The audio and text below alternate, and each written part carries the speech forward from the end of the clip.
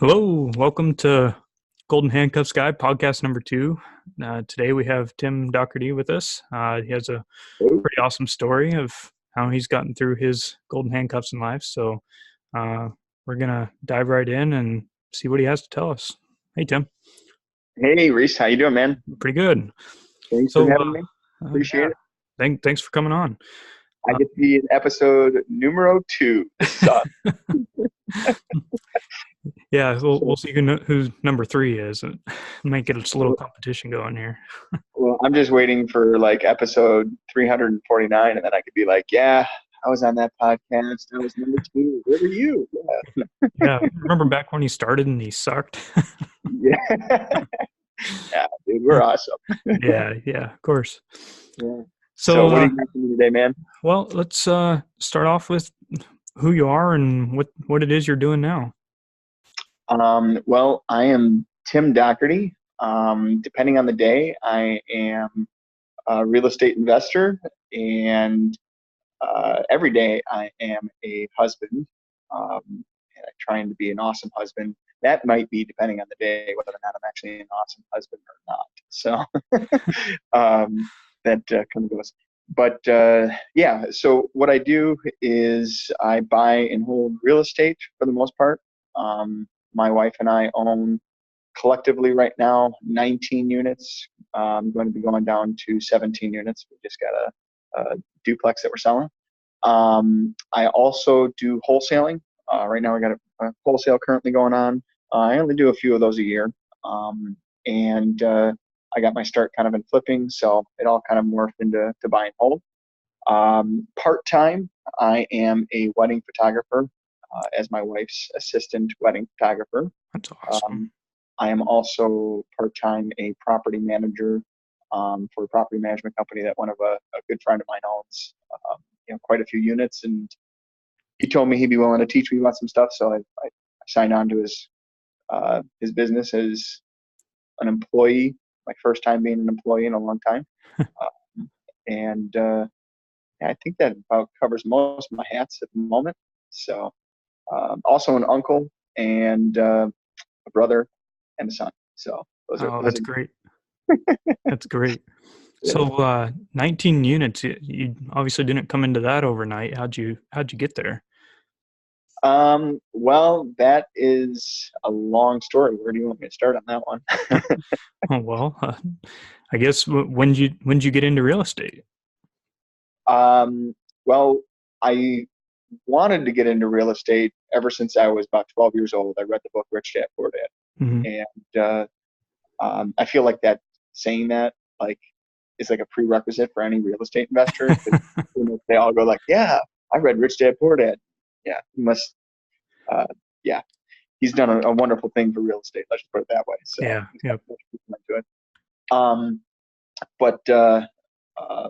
Yeah. So I read the book Rich Dad Poor Dad. Wanted to own a 4-unit, and then I kind of kept that dream alive, and it's always been in the back of my mind. And finally, in like 2008, I decided to start an LLC and like got for real on it, and it went nowhere. So what happened in 2008? That seems like a bad time to get into real estate. Actually, that's when I had I actually started school back in 2006 for what do you call it? An associate's degree in real estate. Uh-huh. And in 2008 is when I met my mentor and coach, Chris Hake. He was actually the teacher at the tech college that I was going to school.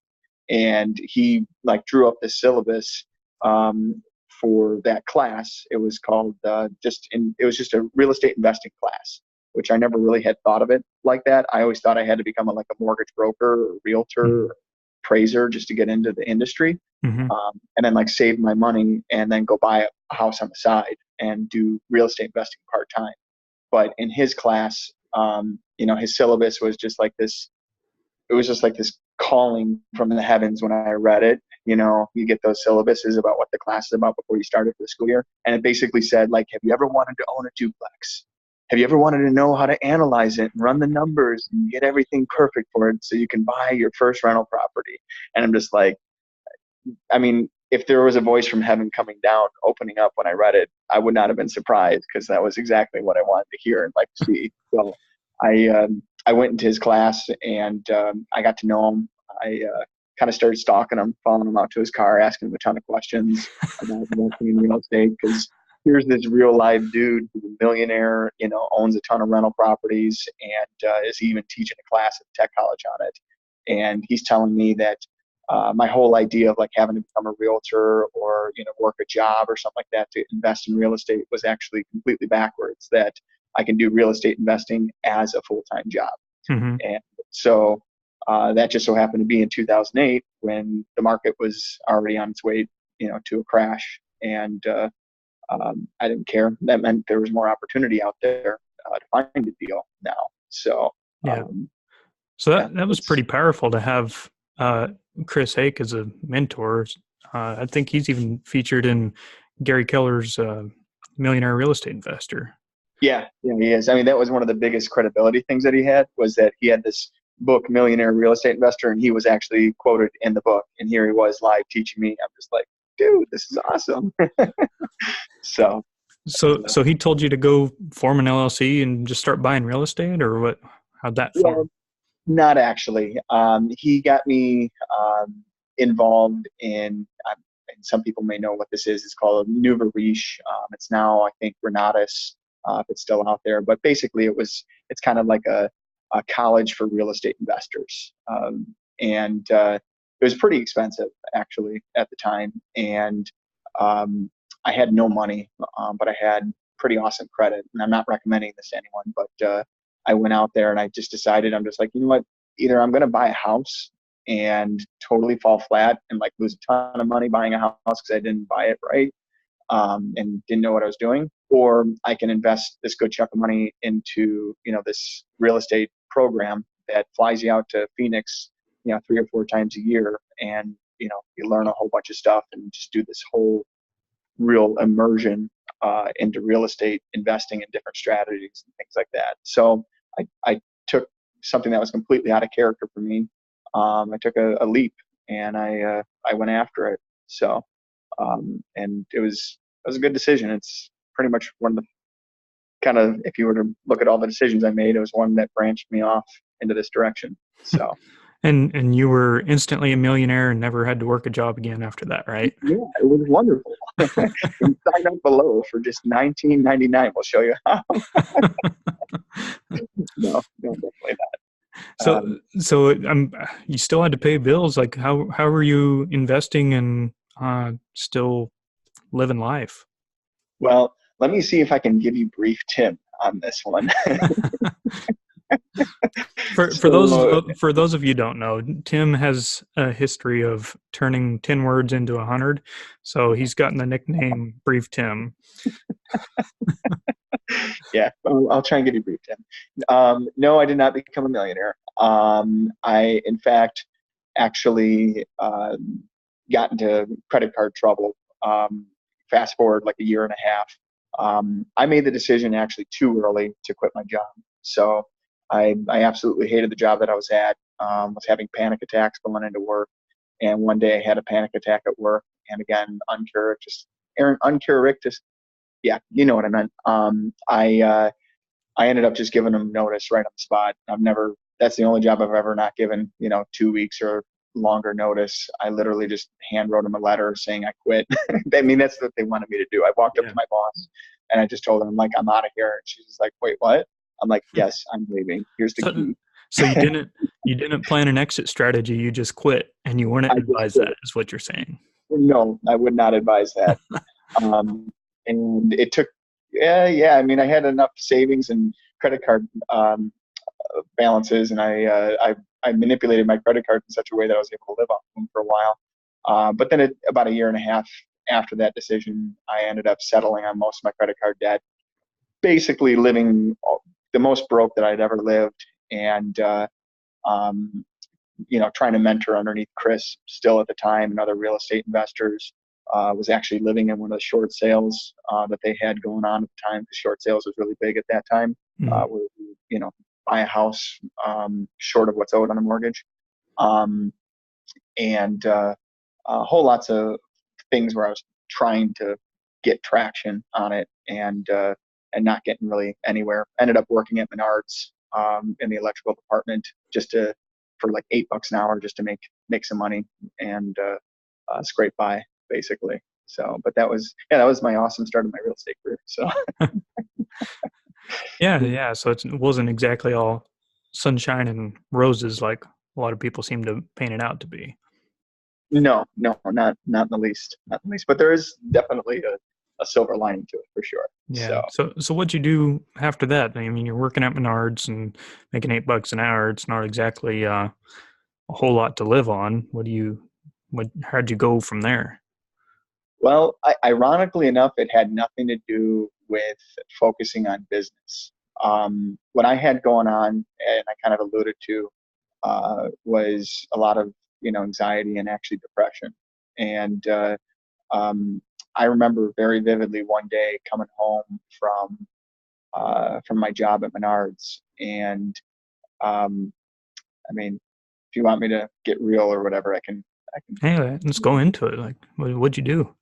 Well, I long and the short, I had an argument with a coworker, and that spiraled in my head with a bunch of thoughts, and I started to have actually a lot of suicidal thoughts, and I just started imagining what my niece and my nephew's life would be like, without me there, them going to my funeral and all these different things. And I mean, here I am, just like pretty much living for free in this really dumpy short sale house that nobody even wants because they couldn't even sell it. And I'm working at a dead end job. Nothing is happening with my dreams or anything like that. I feel like I've made a mistake, quitting my job and going after my dreams. And, just those thoughts just started to spiral more and more and more and more and more.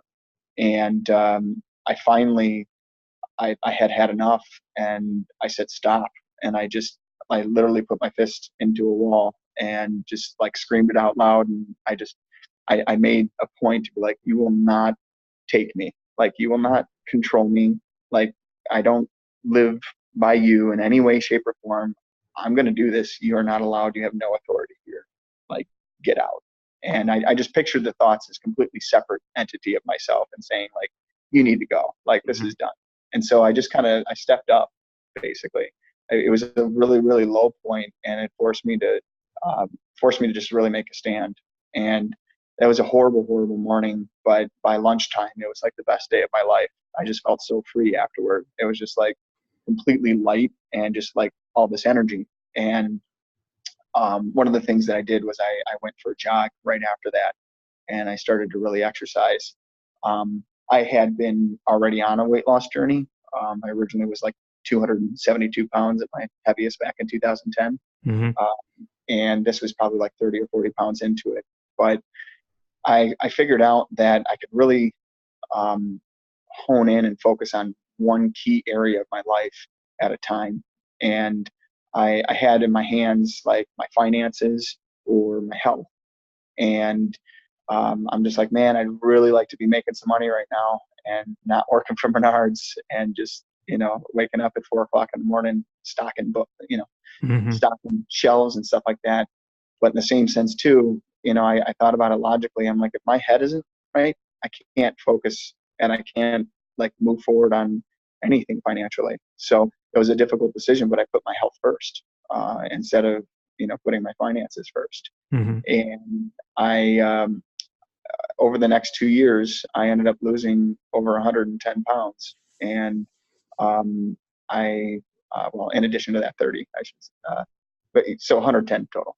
Mm-hmm. And basically, I wouldn't say that I've conquered anxiety, but I figured out how to work with it and actually leverage it and use it to my advantage. Mm-hmm. Now an indicator of when I'm actually taking care of myself and when I'm not taking care of myself. And it's amazing. I can go on a run, I can, before a workout or something like that, I can feel completely confused and just like really anxious and racing thoughts. And then after a workout, I'm like, okay, I know what I need to do today. And it's truly incredible. And I even came off, and not that I'm recommending this to anyone, I even came off cold turkey off my antidepressants and things like that right at that time too. And I'd say that's probably the start of my, at least the start of my arc in that part of my journey, of where I started to pick myself up and get myself to where I am now. So, man, that I want to commend you for a minute, because coming through depression on your own that quickly, it's not something anybody can do. And if anybody listening is having those suicidal thoughts, I definitely want to encourage you to get some help. Like there's plenty of people that would love to help you. You're not alone in this. So yeah, and I wasn't alone either. I definitely didn't do it by myself. I had lots of support and stuff like that. But for sure, if you're feeling that way, I can relate, and there's definitely lots of ways to work with it. So, and it's actually fuel for the fire. I'm thankful now. I'm very, very thankful that I went through all that I went through in terms of the anxiety and the depression, because I mean, I keep myself in shape because of it. Like I know that I got to keep on top of my body, otherwise it's going to affect my head, and that affects how I see the world, and how I see the world is, how I live the world. So that's critical. And that's great. So you chose your own health over finances, and I think a lot of people tend to neglect that. They chase these dollars around everywhere, and they sacrifice their health over it. And that's why when I'm talking about like the 5 Fs or anything like that, the 5 Fs being faith, fitness, family, finance, and fun, they're in that order for a reason. That your health has to come before your finances, because if you get your finances and just blow it out of the water, but your health's in bad shape, you're not going to be able to enjoy it. Absolutely. So, absolutely.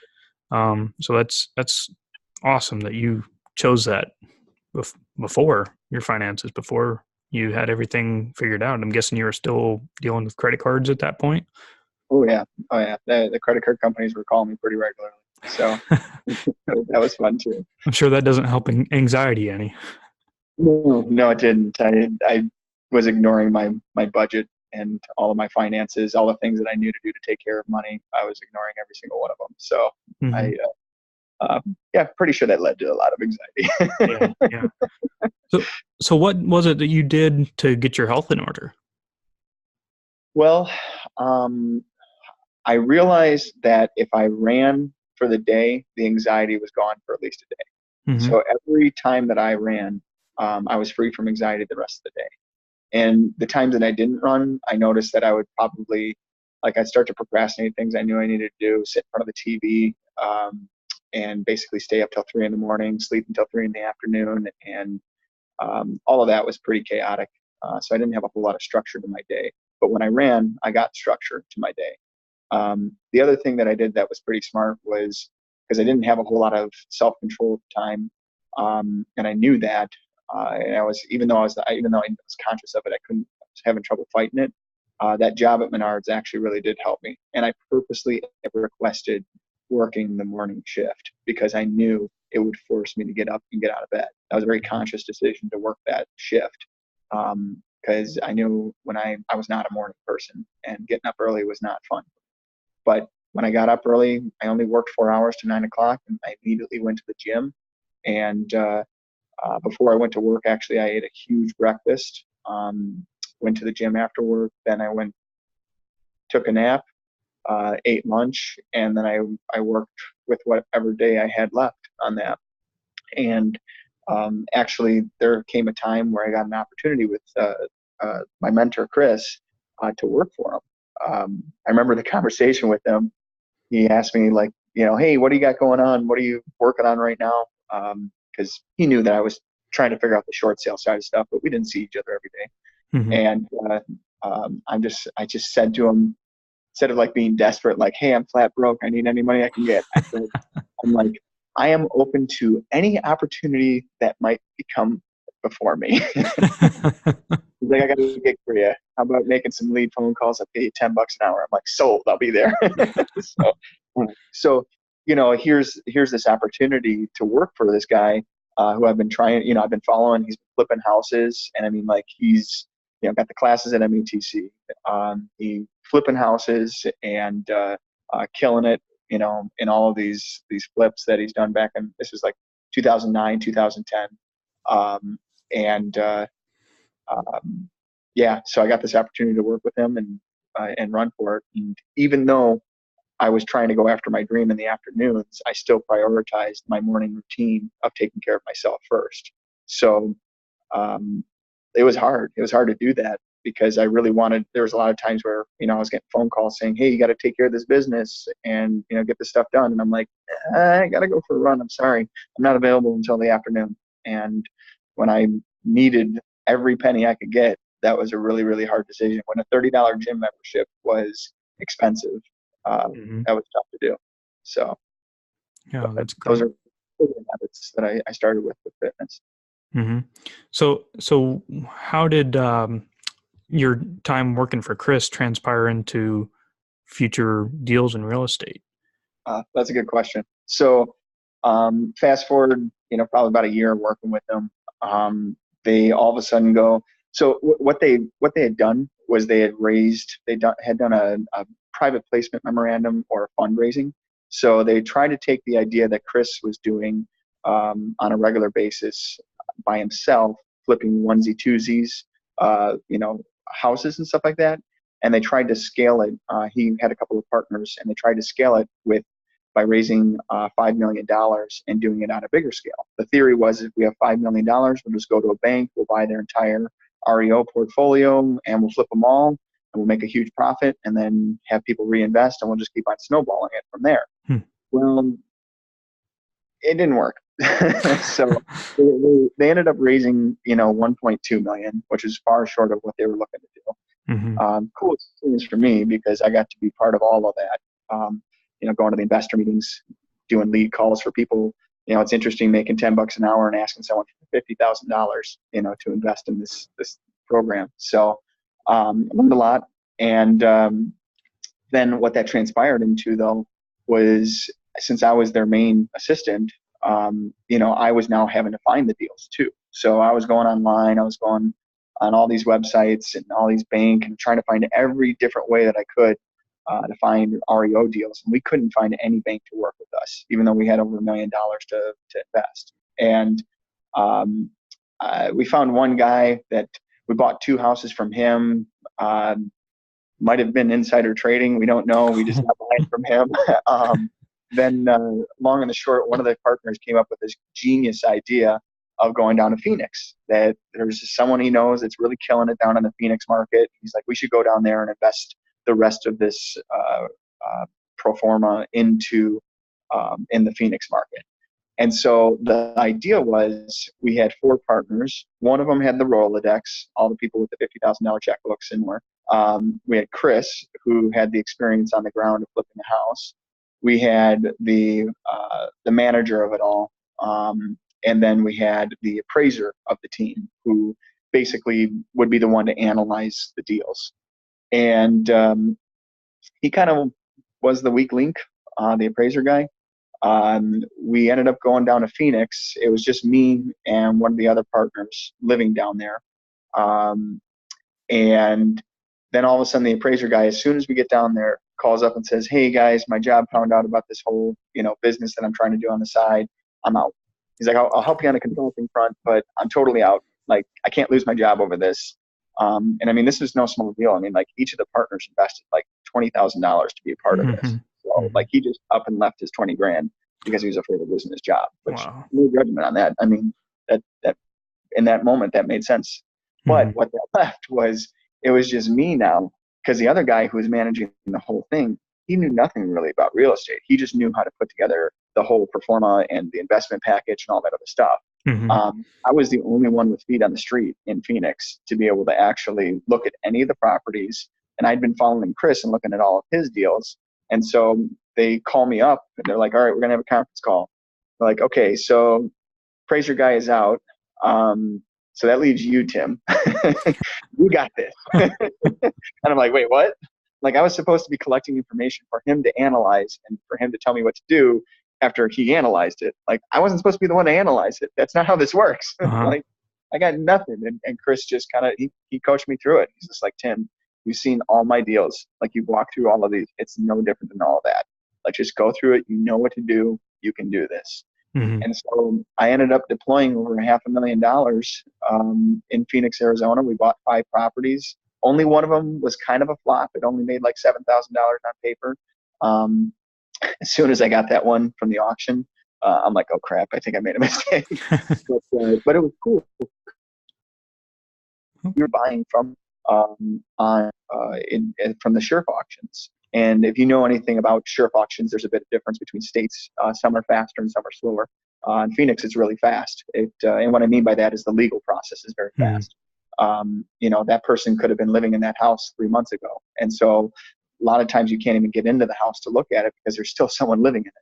And long and the short, I ended up doing it. I ended up buying 5 houses for the portfolio. And as soon as I had done that, they called me up and said, hey, you deployed all the money, which means we're out of money and we can't pay you anymore. So you don't have to go home, but you really can't stay here. Or if you stay here, you got to pay rent. And I'm like, I don't have a job. You're my job. And I wasn't really getting paid on that much either. I mean, I was learning a ton, which is why I was doing it. And I actually did need the money too. But so I ended up coming back to Wisconsin then. So that was it all happened within a 3 or 4 month stretch being in Phoenix and going through all that. So once you got back to Wisconsin, did you just start doing what you had learned in Phoenix, or what'd you do then? Yeah, that's when I became a millionaire. No. No, actually, I was kind of at again, another like, oh crap, that sucks. That didn't work. What am I going to do now? And actually that's when I got invited by Chris. Actually, he was the one that told me to come back to Phoenix. The other partner wanted me to stay and get a job. And he's just like, dude, just come back home. We'll figure things out. Right. And so a couple months after, I'm now back, I started a job at a gas station. And I correct, it's a pretty darn good company. It's Quick Trip out of Wisconsin. They're a really good company. They treat their employees well. So it's a convenience store. It's not quite a gas station. It's a convenience store. But I started working there. Started getting some of my. I started getting my some of my debts paid off and things like that. And then Chris told me about this event called Life and Air. And he was like, hey, there's this guy who's speaking. I think you really should come. It's going to be 3 days. He never comes to Madison, and he's never done it in this state. But I think you really should come. I saw it down in Phoenix when I flew out there once, and it's a pretty powerful message. So I ended up going, and that's kind of where it all. That's the next arc, the next pivotal, fork in the road that changed everything. Was that. So how long were you working at Quick Trip and trying to do the real estate and everything else? Well, I guess if you don't mind, what happened next was Chris actually started a real estate coaching program, and that came from that Life and Air event. Was getting a vision for your life, and getting a vision for his life was to start a coaching program. For me, it was investing in real estate, finally getting out of a gas station job. But all in all, it took 3 years. When I originally started the coaching program, I'm like, I got this, 6 months and I'm out. It did not happen that fast at all. I literally walked up to my boss and I told him, as soon as I got in the coaching program, I told him what I was doing. I'm like, hey man, yeah, I got this coaching program that I'm in. They're going to show me how to flip houses, and I'm going to make like, $20,000 on each deal. And like, I'm for sure going to get 3 deals in the next 6 months here. So just a heads up, I'm probably not going to be here in about 6 months. So I just want to be fair and let you know that. Imagine like date year 2.5, I'm sitting here, I'm like, yeah. I'm still going to get those 3 deals. Well, people started to believe me after I bought the first flip. Then it was the comments started to change at work when I actually got my first deal. So how long did it take you to get your first deal? Actually, within 6 months of starting the coaching program, it did. I wouldn't have got it if it hadn't been for the coaching program, for sure. So why did it take still 3 years? I would say that I didn't have belief. Hmm. I didn't have a whole lot of belief in myself, and it was slow to start. Like first one, man, that was a fluke. Second one fell in my lap, and then all of a sudden, third one again, it fell in my lap. Pretty much, honestly, every deal that I ever got, I swear God just hand delivered it to me, because like I'd go work over here and like till this soil, and then all of a sudden over here it'd pop up and fall in my lap. Like I didn't even do anything over there. But yeah, I would say belief is the reason why it took 3 years. So. Awesome. So what was really your criteria for getting out? Did you have criteria, or did you just say like, oh, I'm doing this enough? Or I did have criteria. It was way too stringent, and I eventually started. I left out of the job sooner than I felt comfortable, but this time I did it with a number of peers around me. So I'd been part of and started a life and air accountability group where we hold each other accountable to the visions that we created for our lives. And one of my peers really, really harped on me and said, dude, you need to quit your job. Like, you're ready to do it. And I'm like, I'm not ready to do it. And they're like, you can do it. I'm like, no. They're like, can you at least go to part-time? I'm like, okay, I'll at least go to part-time. And so that was the first leg of it, was going down to part-time and, flipping on the side. So it was an adjustment, but it was different than the first time I had done it, where I just gave them, 1 minute notice and said, peace. Yeah. So how long were you at part-time before you dove fully into your real estate?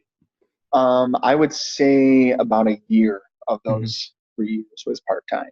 So, and then I got my fifth flip, and actually had just met my future wife, Lindsay, and I ended up, it was a behemoth of a project, and I ended up just being like, you know what, I don't have time to do this. Like, literally, I don't have time for this job. My boss was trying to convince me to come back on full time and actually be an assistant leader. And I'm just like, he was getting a new store started up, so he was kind of piloting it. I'm just like, imagine doing a new store, piloting and getting it all started up, and then working part-time on the side. Could you do it? He's like, absolutely not. I'm like, that's what it's like for me right now. Like, this is the part-time gig. He's like, I get it. Go do what you need to do. I gave him 2 weeks notice. He's like, hey, by the way, you had 2 weeks vacation built up, so you're good. See ya. I'm just like, awesome. thank you. He was an awesome boss. He was great. So it was great. Oh, that's great. So you went through a trial of ups and downs, and now you've gotten to the point where you have real estate as your core business. It's supporting you and your lifestyle. What do you see as your perspective now compared to when you first started? In what way? What do you mean? What? Well, before you were tied to what you had to do to make ends meet, right? Like Yeah. you couldn't just leave your job. I mean, even though you did, but you weren't able to make your ends meet when you were still working for somebody else. Right. So how do you see that your perspective on life and a job has changed, and your mindset and attitude towards life compared to when you started? Dude, I can't even imagine thinking the way that I used to think. Like, it's just so far away from where I'm at right now. And I still believe that I'll say that, 5-10 years from now, about myself right now. But that's great, because that means I'm growing, and that's what I want to do. But I'd say that the biggest changes that I've made on my perspective, let's see, you can't get time back. You can always get money back. And man, experiences are really, really valuable. But I guess I just see the world a lot differently. Like, I see even finances differently. Like, what's expensive now is not as expensive before. Like, the idea of investing in coaching to me, that was the biggest thing. Like that first shift that I said, like where I took a leap on my credit cards and I bought into that new Marish thing and stuff like that. That was a huge risk, because everybody watches those commercials on TV and they say, oh, they're just trying to make money off of you and stuff like that. It's like, well, duh. Business. That's what businesses do. Uh-huh. And the thing of it is, though, is the return on investment that you get for stuff like that is so much more. And I'd say that the biggest perspective change would be that, like, if I was down to my last dollar, I would spend it on coaching first, marketing second, food third, if that makes any sense. And I've been in that spot actually since all of this, which is a whole other story for another podcast. So, but I would say that knowing what to prioritize is super important. And that's, for me, that's investing in myself. So the best way to do that is through someone else's experiences. So is that what you would advise somebody else who was in a situation similar to what you were in? Is that what you advise them to do? Absolutely. I mean, I would, as long as you know that you're going to stick with it and you can manage your finances appropriately, I would even venture to say that if you had to borrow the money to hire a coach, I would do it, as long as you were disciplined with your finances. That I want to stress that. Like I actually started my entire real estate business with none of my own money, but I was very disciplined with my finances. So that's a pretty strong belief in coaching and marketing, for that matter, to put them ahead of food. Why those two? Well, the coaching will get you out of your head and onto what you already know what to do, and will help you see perspective that you couldn't have otherwise seen in the steering wheel. It's like your mirrors in your car. That's what coaching is. Sure, you can see everything in front of you, but you can't always see to the side of you, behind you, or anything like that. And oftentimes, you don't always have to go in reverse in a car, but when you do, it's pretty important. And it's really important you can actually see what you're about to back into. If you're always going straight, and you can never go in reverse because you can't see where you're going, you're kind of SOL when you're driving down the road. So, or if you need to turn or change lanes or anything else. Any of that, exactly. So, coaching gives you that perspective, and that's why I'd say I'd do that first, because if it was my last dollar and I give it to a coach and they can show me perspective, they can show me how to get the next dollar to invest in the marketing. If that makes any sense. So they can show me what steps I need to take in order to get to the dollar that I need to have the marketing dollars. And the reason why I do marketing over food is because marketing is what ends up generating the leads that actually bring in the profit. And if you eat your marketing dollars first, well, you're never going to get the deal, and you're going to be back in the same spot as you were before, which is, without money and without food and without marketing dollars. So I do it marketing then next. And then I would eat because I like to. But that's kind of the idea. And I've actually had an opportunity to live that, what I just said there. So I had a choice to either invest in a coach or go back to a job. And I chose the former. And that's the best decision I made. In fact, like, I got the best deal that I ever have done before out of making that decision. So yeah, that's awesome. Yeah. So what's in your vision for what's next in your life? Actually, I want to start creating value in other people's lives, sharing my own experiences, my own knowledge, and I think more so my passion. I don't know everything. I don't think I can help people on just what I know, or wisdom and stuff like that. But I am certainly passionate, and if I can tap into my passion and share it to other people, I think I got a lot of value that I can create in someone else's life. We all get stuck, and that's why God created other people. We're not on the planet alone, is because we need other people to help us get unstuck and move forward and break through barriers that we just can't see, glass ceilings and things like that. So I've been approached about coaching and for myself being a coach. And I'm actually taking steps right now to move forward on that and starting to take on students. So, and I look at it as an opportunity to create value and really help other people who are in a similar spot or who are in a similar spot that I was. So Mm-hmm. I'm looking forward to that. That fires me up. That jacks me up a lot. So That's great.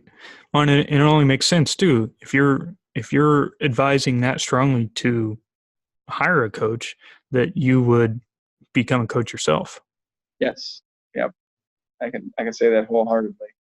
Yeah. Absolutely. So I want to dive into some book recommendations. So what book would you recommend for somebody to help with their mindset? I'm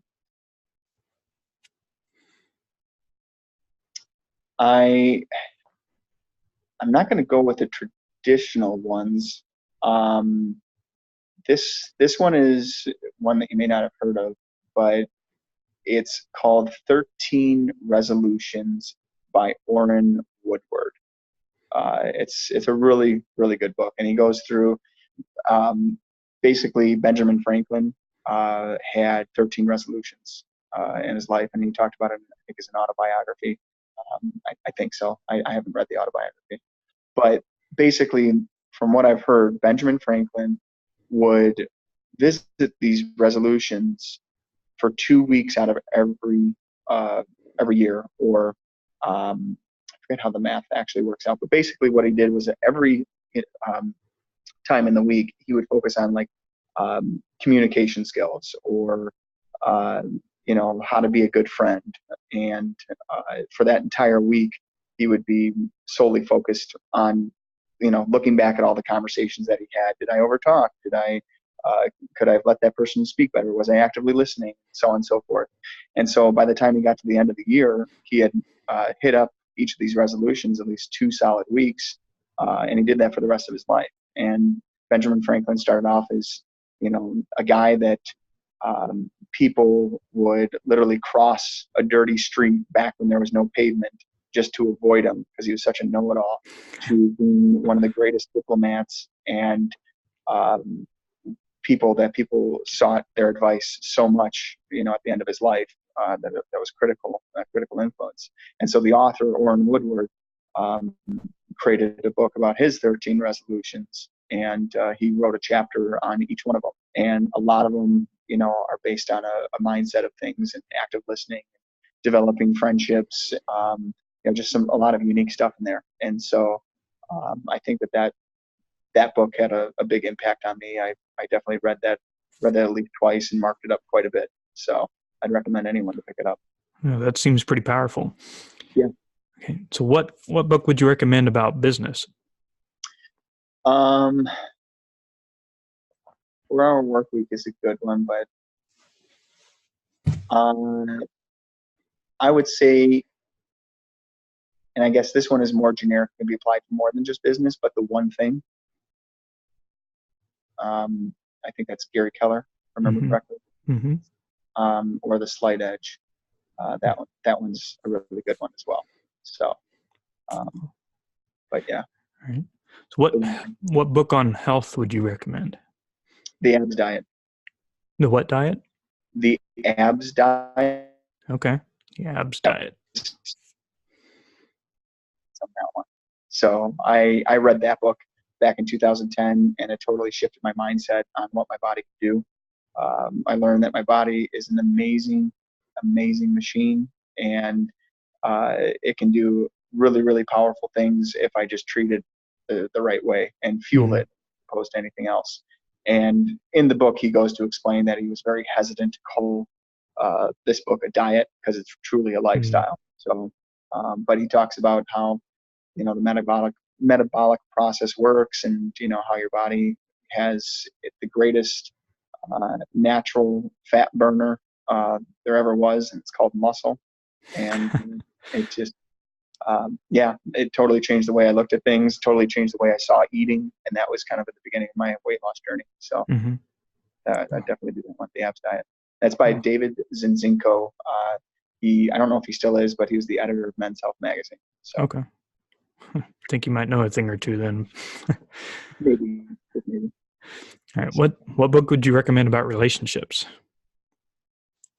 Keep Your Love On by Danny Silk. All right. That one was excellent. I would say Five Love Languages is tied with that for sure. Both are excellent books, but Keep Your Love On, I think, was really, really critical for some mindset shifts that I had to go through in the beginning of my relationship with Lindsay, and finding the one, and how it's supposed to be this fairy tale thing that you just know it because you feel it in your heart and all this other stuff. And it just, learning that love is actually a choice, and you can make that choice in any moment to love someone. And that goes for any relationship, whether it's just you and the bum on the street, or the guy, the cashier that you're working with. You can choose love, or you can choose, not to be loving in that moment. So, and I think he does a really good job illustrating that. So, right. What book would you recommend for personal finance? I like the, I think it's, I'm trying to remember the name, but it's actually a pack. It's the Financial Fitness book. I think it's by Orrin Woodward and Chris Brady. But it does, I think, the best job of laying out finances in three aspects. One, the financial defense, financial offense, and financial playing field. So if you imagine finances like a football game, you've got your defense, you've got your offense, and then you've got the rules of the game, and it lays it out pretty good. So that's a really good place for anyone to start. Okay. Yeah. Right. Lastly, what book would you recommend about life? About life? Mm-hmm.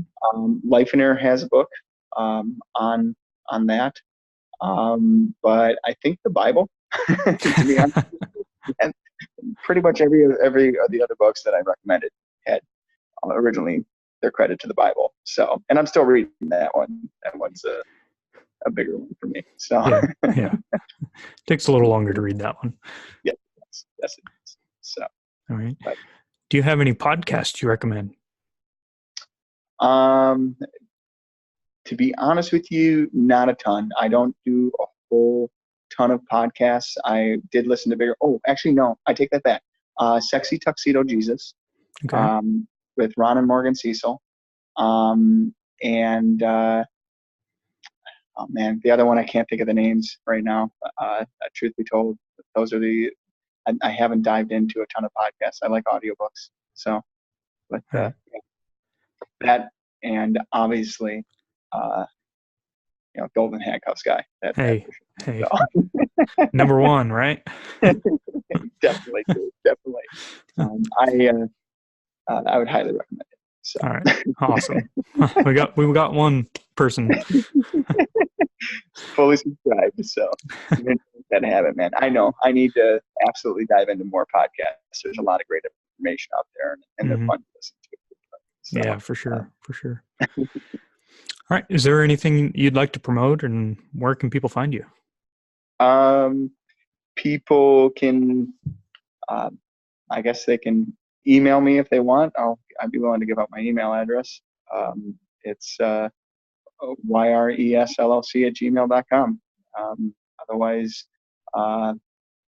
if there's a forum in which people can connect up with you first, and you can connect them with me, that I'd be more than happy to reach out if anyone had any questions or something like that, or wanted me to follow up the story. So hopefully we'll have an opportunity to give part 2 of the story and dive into more. But maybe that should be episode 239. Yeah. Or 102. Let's wait 100 episodes. 100 episodes. Okay, cool. I'd be good with that. I'll be your 100th episode for sure, or second. That'd be awesome. All right. Well, you got any advice for an action a listener or viewer should take right now? Find others who have the results in their lives that you would want in your life, and seek them out. Stalk them if you have to. But don't get a restraining order because that'd be counterproductive. Yeah. Let's go back. Anything legal, moral, and ethical that you have to get a hold of them. Be persistent. Don't take no for an answer on it. Again, stressing the legal, moral, and ethical. And seek everything you can do to duplicate the results. It's the best way to do it. If you want something in life, find someone who's already done it and copy them. So in school, you're taught that copying is cheating. In real life, it's the only way to actually make progress. So that's right. The person in front's the one with all the arrows in their back. Yeah. Cool, man. Cool. Well, thank you so much for having me, dude. Well, and thanks, Tim. I appreciate you taking the time to come on. Absolutely. It was my pleasure. All right. We'll talk again soon. All right. I'm sure of it, dude. Talk to you later. All right. We'll see you. See ya.